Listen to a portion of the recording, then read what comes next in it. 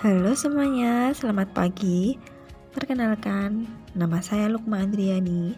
Saya dari kelas Manajemen D. Di sini saya akan menjelaskan mengenai materi tentang mata kuliah Etika Akademik dan Bisnis dengan sub-sub bab sebagai berikut. Dengan bab yang pertama yaitu ada hak dan kewajiban mahasiswa. Apa sih yang dimaksud dengan hak dan kewajiban? Hak adalah semua yang diperoleh atau didapatkan yang bisa berbentuk kekuasaan atau kewenangan dalam melakukan sesuatu. Sementara kewajiban adalah dapat diartikan sebagai segala sesuatu yang dilaksanakan dengan penuh tanggung jawab. Nah, jadi setiap hak yang diperoleh dari seseorang itu ialah akibat dari kewajiban yang sudah dilaksanakan oleh orang tersebut. Yang didapat dari setiap kewajiban dan hak itu harus dilaksanakan sesuai dengan prosedur yang telah ditetapkan. Jadi dapat dikatakan hak dan kewajiban yang diperoleh itu dari orang lain atas kewenangan dari suatu kekuasaan yang sudah dilaksanakan dengan penuh tanggung jawab dan penuh dengan kebijakan yang sudah ditetapkan. Oleh sebab itu, hak dan kewajiban itu harus dilaksanakan dengan sebaik-baiknya dan dengan penuh tanggung jawab. Seorang mahasiswa itu memiliki hak dan kewajibannya masing-masing.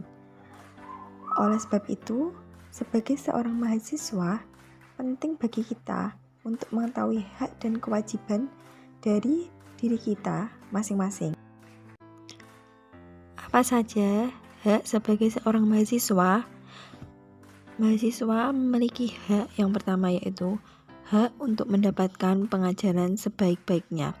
Jadi mahasiswa berhak mendapatkan pengajaran atau ilmu dari dosen dengan sebaik mungkin. Yang kedua, hak untuk memanfaatkan fasilitas perguruan tinggi dalam melancarkan proses belajar. Jadi mahasiswa juga berhak menggunakan fasilitas yang berada di ruang kelas untuk melancarkan proses dalam pembelajaran atau dalam mengerjakan tugas. Yang ketiga, hak untuk menyelesaikan studi lebih awal dari jadwal yang sudah ditentukan. Mahasiswa mempunyai hak untuk menyelesaikan masa studinya dengan cepat dengan ketentuan yang sudah ditetapkan atau sudah diberlakukan dari kampus tersebut. Yang keempat, hak untuk mendapatkan layanan informasi. Jadi mahasiswa berhak mendapatkan layanan informasi dalam hal pembelajaran atau tentang akademik pada kampus tersebut. Yang kelima, mendapatkan bimbingan dalam kegiatan kemahasiswaan. Jadi mahasiswa itu mendapatkan bimbingan dari dosen pembimbing dalam hal pembelajaran maupun dalam kegiatan kampus yang berhubungan dengan mahasiswa. Kewajiban mahasiswa. Mahasiswa juga memiliki kewajiban yang harus dilakukan. Yang pertama, kewajiban untuk mematuhi semua peraturan yang berlaku. Mahasiswa itu wajib mematuhi semua peraturan yang berlaku dalam kampus dan tidak boleh melanggar peraturan tersebut, dan jika melanggar, maka mahasiswa akan mendapatkan sanksi. Yang kedua, kewajiban untuk menjaga nama baik perguruan tinggi. Yang ketiga, kewajiban untuk ikut serta dalam memelihara fasilitas, ketertiban, dan keamanan perguruan tinggi. Yang keempat, mengikuti kegiatan kemahasiswaan sesuai dengan panduan SNAM. Yang kelima, berhak mengikuti perkuliahan dengan tepat waktu. Baiklah, materi yang kedua yaitu perilaku etis dan tidak etis. Definisi perilaku etis. Perilaku etis merupakan tingkah laku yang sesuai dengan aturan-aturan dan prinsip-prinsip moral yang menghasilkan tingkah laku yang terbaik menurut Robertson and Davis 1982. Jadi, perilaku etis itu perilaku yang baik yang dilakukan oleh seseorang yang menganut pada aturan-aturan dalam prinsip bermoral untuk menjadikan dirinya dihargai oleh orang lain dan dirinya juga bisa menghargai dan menghormati orang lain. Instrumen yang dipakai untuk mengetahui akseptabilitas, perilaku etis dan tidak etis di lingkungan atau di tempat kerja, di masyarakat, dan lain-lain adalah Workplace Behavior Scale atau WBS yang dikembangkan oleh Jones 1990 yang sudah dimodifikasi. Perilaku etis itu sama dengan etika yang baik kepada orang lain yang harus dilakukan, baik itu di tempat kerja, di kampus, di rumah, maupun di masyarakat. Etika yang baik itu timbul dari kebiasaan pada diri masing-masing. Jika pada diri kita sudah terbiasa memiliki etika yang baik sejak kecil, etika tersebut akan terus berkelanjutan atau berkembang atau terbawa hingga kita dewasa nanti. Jadi, etika itu terpacu atau kita bisa memunculkan atau bisa muncul dari bimbingan orang tua sejak kecil. Ciri-ciri etika yang perlu diketahui yaitu yang pertama, sifatnya etika itu absolut atau mutlak. Yang kedua, etika itu untuk menilai baik atau buruknya dari perilaku seseorang kepada orang lain. Yang ketiga, etika itu sangat berkaitan dengan perbuatan atau perilaku manusia. Yang keempat, etika sangat berkaitan dengan perbuatan atau cara pandang dari sisi batin manusia kepada manusia lainnya. Yang kelima, etika akan selalu berlaku meski tidak ada orang lain yang menyaksikan. Jadi, jika orang lain tidak menyaksikan etika kita ketika kita berbuat baik, etika tersebut itu akan berlaku dan itu tidak akan pernah musnah atau tidak akan pernah tidak akan pernah ditiadakan meskipun orang lain tidak melihatnya.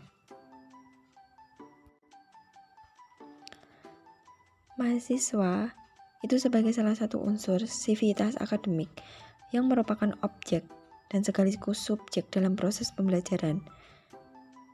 Jadi, mahasiswa itu perlu memiliki, memahami, dan mengindahkan etika akademik khususnya pada saat mereka sedang berinteraksi dengan para bapak ibu dosen, berinteraksi dengan mahasiswa yang lain, ataupun pada saat mereka berada dalam lingkungan kampus. Contoh perilaku yang etis pada mahasiswa. Yang pertama, saling menjaga tingkah laku dan sopan santun, serta saling menghormati dalam berperilaku berbicara. Menjadi mahasiswa, kita harus saling menjaga atau mencerminkan perilaku sopan dan santun, dan saling menghargai antara satu mahasiswa dengan mahasiswa yang lainnya, baik pada dosen maupun sesama mahasiswa dan para pekerja yang ada di kampus. Yang kedua, ikut menjaga kebersihan lingkungan kampus. Seorang mahasiswa juga harus ikut menjaga lingkungan kampus, seperti membuang sampah pada tempatnya, tidak mengotori ruang kelas, dan menjaga kebersihan toilet. Yang ketiga, menjaga inventaris di ruang perkuliahan. Mahasiswa harus ikut menjaga inventaris yang ada pada kelas dan tidak merusak barang serta menggunakan fasilitas kelas sesuai kebutuhan proses belajar. Yang keempat, hadir tepat waktu dalam perkuliahan. Cukup banyak mahasiswa yang hadir tepat waktu pada saat perkuliahan. Tetapi ada beberapa mahasiswa yang belum disiplin atau masih terlambat dalam masuk kelas dengan berbagai alasan. Yang kelima, berpakaian sesuai aturan yang telah ditetapkan. Mahasiswa harus taat pada aturan berpakaian yang telah ditetapkan oleh kampus. Mahasiswa harus memakai pakaian dengan sopan dan rapi sesuai aturan, baik laki-laki maupun perempuan. Yang terakhir, menonaktifkan HP saat proses pembelajaran. Mahasiswa harus menonaktifkan HP saat perkuliahan atau sedang belajar di kelas supaya mahasiswa fokus terhadap proses pembelajaran dan mendengarkan penjelasan dari Bapak Ibu dosen. Jadi itu adalah beberapa contoh perilaku etis mahasiswa. Definisi perilaku tidak etis. Perilaku tidak etis merupakan perilaku yang menyimpang dari tugas pokok atau tujuan utama yang telah disepakati. Perilaku tidak etis harusnya tidak bisa diterima secara moral karena mengakibatkan bahaya bagi orang lain dan lingkungannya. Menurut Thayyibatun 2012, dalam praktiknya, perilaku tidak etis memiliki pola yang rumit. Sebagai gejala kompleks, perilaku tidak etis sangat bergantung pada interaksi antara karakteristik personal dengan fenomena asosial yang muncul. Perilaku tersebut itu muncul di lingkungan dan faktor psikologis yang kompleks. Selain faktor tersebut, perilaku tidak etis juga dipicu oleh organisasi, keamanan, tekanan dari pihak lain, dan perlindungan. Jika perilaku tidak etis dibiarkan, maka akan berkembang menjadi bentuk kompleks yang sulit ditelusuri dan menimbulkan akibat yang memicu, merugikan, sehingga menimbulkan kecurangan dalam bentuk apapun. Perilaku tidak etis itu perilaku yang menyimpang dari tugas pokok untuk mencapai tujuan utama yang telah disepakati. Perilaku tidak etis sangat bergantung pada interaksi antara karakteristik personal, sehingga tidak bisa diterima secara moral karena mengakibatkan bahaya bagi orang lain dan lingkungannya. Contoh perilaku yang tidak etis pada mahasiswa. Yang pertama, sebelum memasuki kelas tidak permisi atau mengetok pintu. Jika keadaan kita akan memasuki kelas, hendaknya kita permisi dan meminta maaf kepada dosen yang ada. Jika kita terlambat, maka kita meminta maaf dengan memberi alasan kenapa kita terlambat. Dan jika kita ada keperluan ke dalam kelas itu, kita menemui dosen tersebut dan mengatakan kita ada keperluan apa datang ke kelas tersebut. Yang kedua, tidak berpakaian rapi dan sopan. Jika di dalam kelas, kita sebagai mahasiswa harus memakai pakaian yang berkerah untuk laki-laki maupun perempuan, memakai celana panjang atau rok panjang dan bersepatu, tidak boleh memakai kaos dan sandal jepit saat perkuliahan berlangsung. Yang ketiga, tidak memerhatikan dosen. Mahasiswa jika sudah di dalam kelas dan dosen sudah mulai melakukan pembelajaran, hendaknya semua harus memperhatikan penjelasan atau materi yang sedang diterangkan. Tidak mengobrol dengan teman, diam dan tidak bermain ponsel. Itu merupakan attitude menghargai dosen yang telah menjelaskan materi kepada kita sebagai mahasiswa. Yang keempat, bertutur kata yang tidak sopan. Seharusnya seorang mahasiswa sudah memahami bagaimana cara bertutur kata yang sopan, baik dan benar kepada dosen atau sesama mahasiswa untuk saling menghargai satu sama lain. Yang kelima, tidak menyapa dosen atau teman jika bertemu. Kita hendaknya bertegur sapa jika bertemu dosen atau teman dengan sapaan yang baik dan sopan. Meskipun dosen tidak terlalu mengenal kita sebagai mahasiswa harus menyapa terlebih dahulu dengan sopan dengan perkataan Bapak atau Ibu. Yang keenam, tidak meminta izin jika ingin keluar kelas. Jika ingin ke belakang atau perlu keluar kelas saat proses pembelajaran atau masih proses pembelajaran, hendaknya kita meminta izin terlebih dahulu kepada dosen.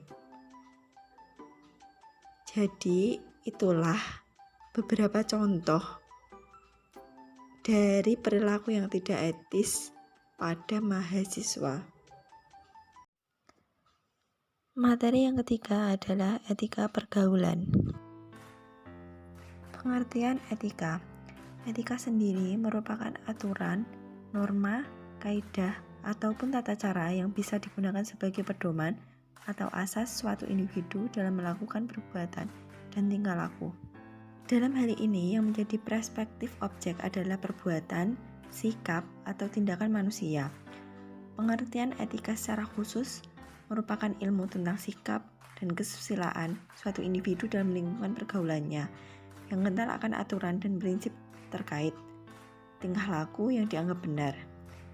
Sedangkan pengertian etika secara umum adalah aturan, norma, kaidah, ataupun tata cara yang bisa digunakan sebagai pedoman atau asas suatu individu dalam melakukan perbuatan dan tingkah laku.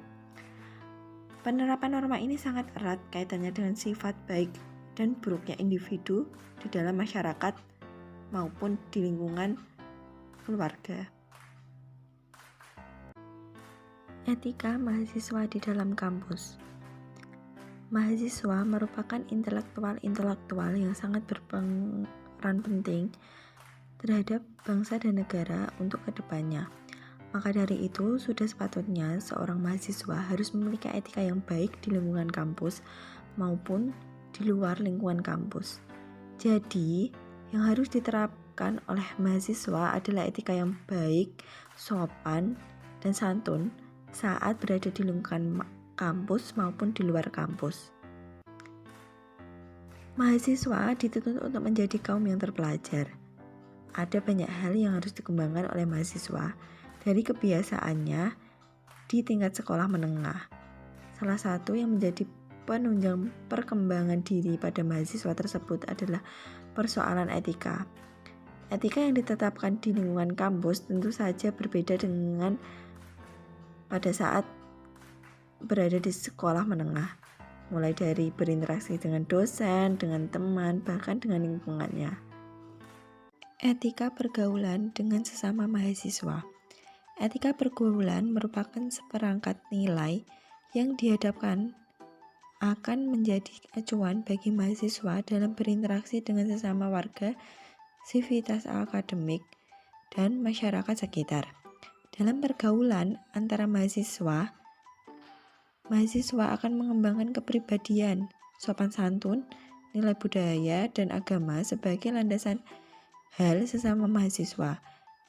Dengan para dosen dan karyawan masyarakat, itu sebagai langkah awal untuk menciptakan iklim kerjasama yang baik dengan juga kondusif. Setiap orang memiliki kebebasan untuk melakukan hal sesuka hatinya dan keinginannya. Tetapi perlu diingat bahwa dalam kita di dunia ini itu hidup berdampingan dengan orang lain, di mana diri kita ini secara tidak langsung berkewajiban menjaga perasaan orang lain dan membuat orang lain itu menjadi nyaman dan senang terhadap tingkah laku kita. Etika pergaulan antar mahasiswa. Yang pertama, bersikap saling menghargai dan bersopan santun dalam pergaulan. Kita sebagai seorang mahasiswa harus bisa saling menghargai antara satu sama lain sesama mahasiswa dan bersikap sopan dalam menjalin pergaulan. Yang kedua, saling membantu dan tidak saling merugikan. Sesama mahasiswa harus saling membantu jika teman yang lain mengalami kesulitan, dan teman yang lain juga akan membantu kita jika terjadi kesulitan sehingga tidak ada yang dirugikan. Yang ketiga, tidak merasa lebih pintar dari mahasiswa lain. Kita tidak boleh sombong akan kepintaran yang kita miliki, karena kepintaran yang kita miliki itu harus menjadi contoh bahwa kita bisa mengajarkan teman yang lain untuk bisa ikut menjadi seperti kita, yaitu menjadi pintar. Yang keempat, saling mengingatkan apabila ada teman yang berbuat kesalahan. Kita harus bisa memberitahu atau mengingatkan jika teman kita melakukan kesalahan yang tidak ia ketahui dengan cara yang baik tanpa menyinggung perasaan teman kita tersebut. Faktor-faktor dalam pergaulan. Yang pertama, faktor umur. Menentukan bentuk hubungan sosialisasi pelaku dapat dikatakan baik apabila bentuk pergaulan itu dilakukan oleh anak yang berumur sebaya dengan mereka. Yang kedua, faktor pekerjaan. Faktor dari pekerjaan itu berpengaruh terhadap bentuk pergaulan. Perilaku dalam pergaulan antara orang kantor akan berbeda dengan orang yang bekerja di lapangan, pabrik, dan sebagainya. Faktor keterikatan. Misalnya perilaku pada organisasi sosial, organisasi perilaku politik, jadi peserta didik tentu akan tahu cara bergaul mereka, dan mereka juga akan memiliki pergaulan yang sangat berbeda dengan kebiasaan kita. Yang keempat, faktor lingkungan. Pergaulan dalam lingkungan di masyarakat yang macam-macam. Etika berpakaian.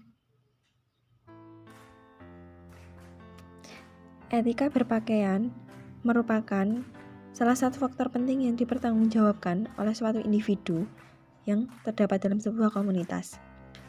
Seseorang dapat menilai sifat atau karakter dari penampilan, termasuk tata cara dalam berpakaiannya. Dalam lingkungan kampus, terdapat peraturan tentang larangan menggunakan sandal, kaos oblong, dan harus berpenampilan rapi yang menimbulkan area kelas sosial dan perbedaan identitas. Kaitan etnografi, seseorang dapat memahami sebuah kehidupan sosial dan budaya yang tertanam dalam suatu masyarakat secara ilmiah.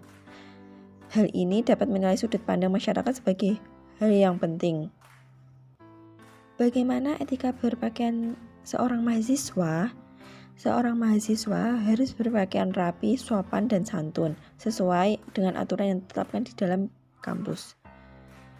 Berbusana rapi dan sopan. Memakai pakaian yang rapi, bersepatu atau bersepatu sandal. Tidak memakai baju atau kaos tanpa lengan dan atau tanpa kerah. Tidak berpakaian ketat dan rok mini bagi mahasiswa perempuan. Bagi mahasiswa laki-laki itu wajib berpakai pakaian berbaju kerah, menggunakan celana panjang, dan juga bersepatu.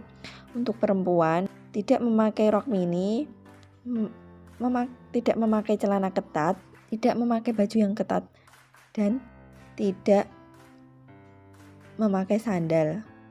Bagi perempuan juga diwajibkan untuk memakai pakaian yang berkerah, memakai rok yang panjang, dan bersepatu. Bagaimana etika berpakaian yang benar? Aturan umum ini dikemukakan dengan cara 4T, yaitu tidak terbuka atau tutup aurat, tidak transparan, tidak ketat, dan tidak menyerupai lawan jenis. Menutup aurat merupakan prinsip pertama yang menjadi dasar agar pakaian tersebut dapat dipakai sesuai dengan hukum Islam. Etika dasar berpakaian di dalam kampus. Yang pertama, berpakaian sopan. Sebaiknya dalam lingkungan kampus, berpakaianlah yang sopan. Tidak harus mengenakan kemeja dan rok seperti saat praktikum, tetapi pakaian yang tidak terbuka atau memamerkan bagian tubuh yang sensitif dan tidak transparan atau tipis. Yang kedua, berpakaian yang bersih dan rapi. Menggunakan pakaian yang bersih dan rapi serta cocok untuk ukuran kita tentu saja akan menciptakan kenyamanan. Baju yang telah dicuci akan terlihat enak dilihat saat dikenakan ketika sudah disetrika, tidak setelah kering dan belum disetrika langsung dipakai. Yang ketiga, tidak melanggar peraturan. Ke kampus tidak perlu mengenakan pakaian yang ingin dianggap beda dengan yang lain. Dilihat dari peraturan kampus juga, apakah kampus tersebut mewajibkan mahasiswa atau mahasiswinya mengenakan kemeja atau tidak. Yang keempat, tidak mengganggu orang lain. Maksudnya adalah kenakan pakaian yang tidak mengganggu pemandangan, karena pakaian yang kita kenakan minim atau nampak terlihat seksi di mata orang lain akan mengundang orang lain untuk melakukan tindakan kejahatan. Yang kelima, berpakaian dengan aksesoris. Boleh saja ke kampus mengenakan aksesoris untuk mempercantik diri, tetapi disesuaikan juga dengan kebutuhan dan tempat. Kita tidak perlu mengenakan barang yang bermerek dan mahal, apalagi jika mengenakan perhiasan yang mencolok. Yang terakhir ada make up. ini sudah bukan suatu hal yang asing. Make up, jika tidak make upan akan terlihat pucat. Ya, mungkin memang hal itu benar adanya, tetapi pakailah make up yang tidak menor atau bahasa anak muda.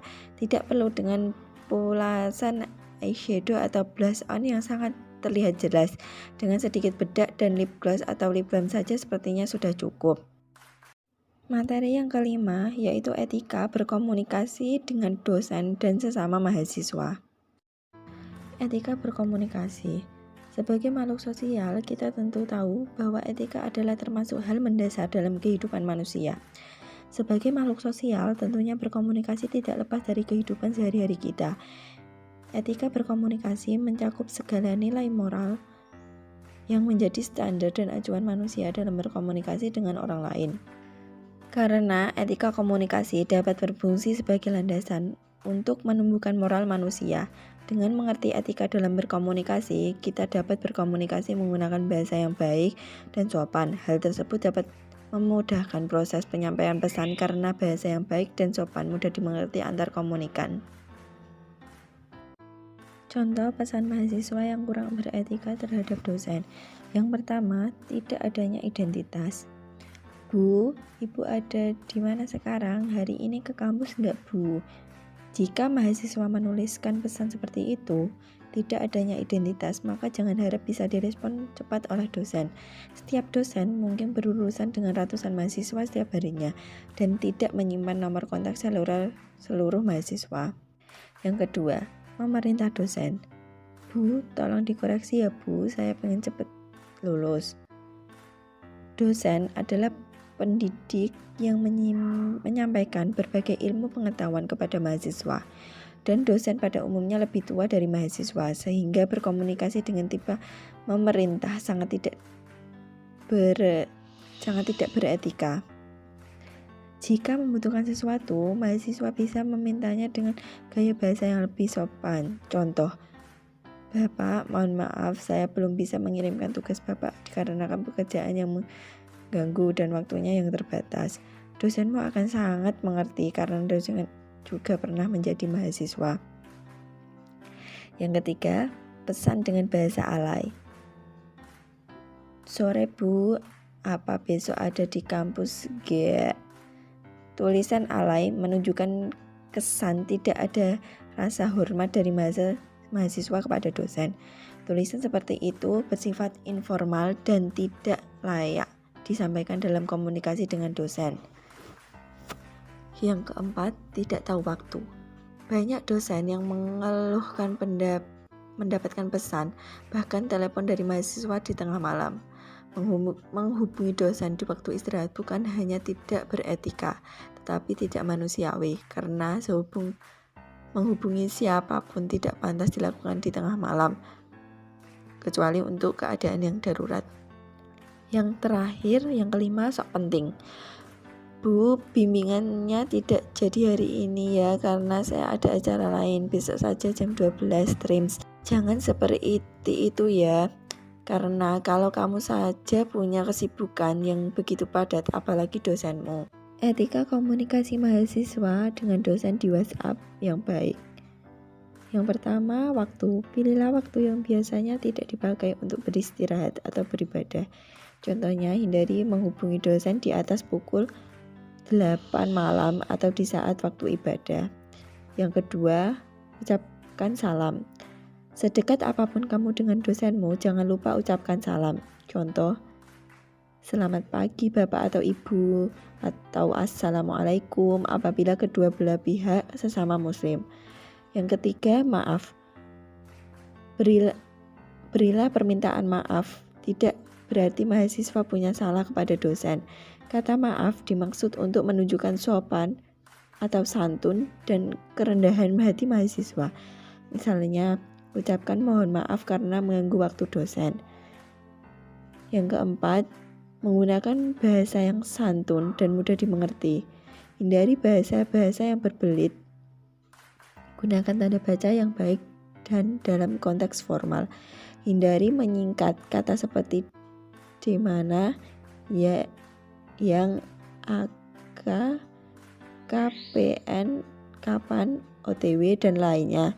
Hindari kata ganti non-formal seperti gue, oke, iye, dan lain-lain. Yang kelima, tulis pesan dengan singkat, padas, dan jelas. Jika ingin mengecat Bapak Ibu dosen, tulislah pesan dengan singkat, padat, dan jelas, tetapi tetap memberitahukan tingkat kesopanan, supaya mereka tidak berbelit-belit dalam membaca pesan tersebut. Berkomunikasi dengan teman sebaya. Berkomunikasi dengan teman sebaya cukup mudah karena kita berkomunikasi dengan teman kita sendiri. Kita tidak perlu melakukan komunikasi dengan bahasa yang terlalu baku, tetapi jangan berkomunikasi dengan bahasa yang kurang sopan juga. Jika kita berkomunikasi dengan teman kita harus langsung to the point dengan apa tujuan kita melakukan komunikasi tersebut. Dan jangan terlalu merendahkan atau terlalu mengulur waktu untuk berkomunikasi dengan teman kita. Materi yang keenam yaitu etika dalam berorganisasi. Etika dalam organisasi adalah sikap dan perilaku yang menunjukkan kesediaan seseorang secara sadar untuk menaati ketentuan dan norma yang berlaku dalam suatu organisasi. Hal itu terwujud dalam bentuk bagaimana seorang melaksanakan tugas dan memenang sesuai ketentuan yang berlaku, menjaga informasi perusahaan dengan baik, membangun etos kerja sehingga dapat meningkatkan kinerja perusahaan, bersikap hormat, jujur, dan tanggung jawab.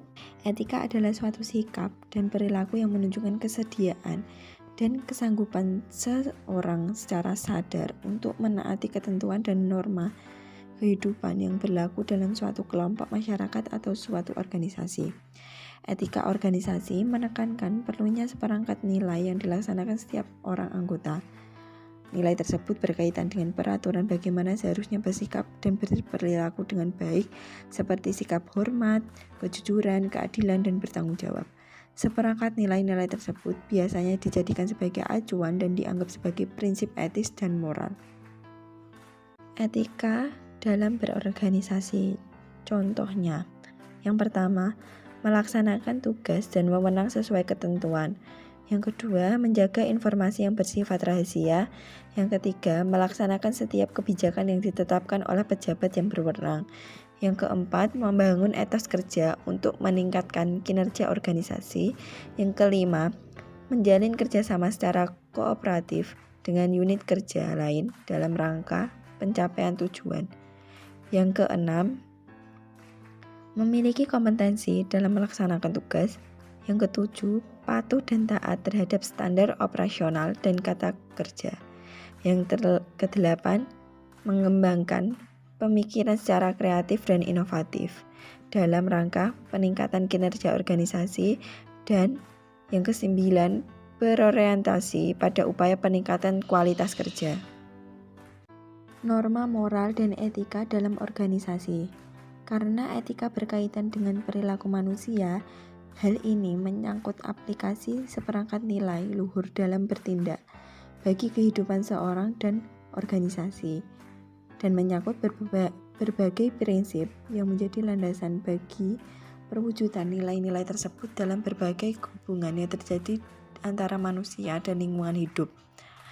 Agar bisa mengikuti kehidupan sosial yang tertib, manusia memerlukan kesepakatan, pemahaman, prinsip, dan ketentuan lain yang menyangkut pola perilaku.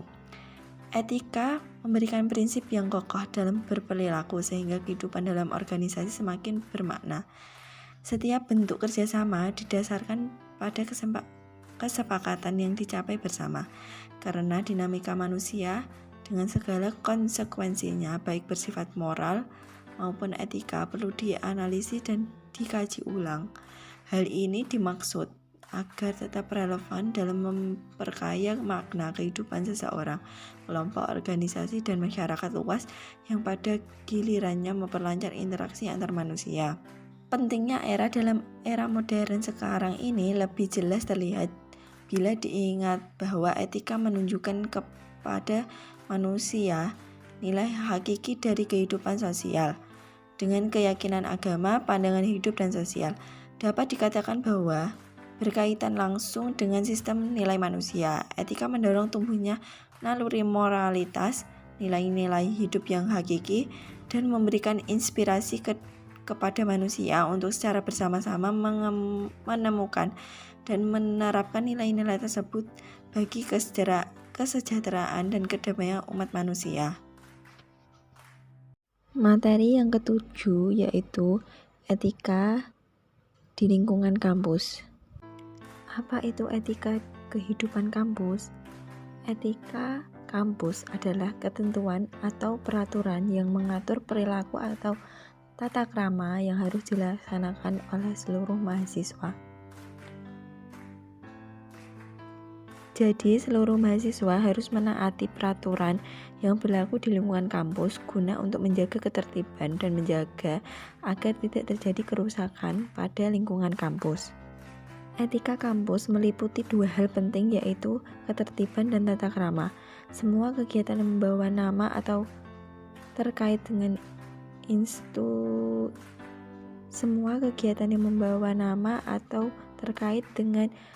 institusi harus seizin pihak direktur kampus.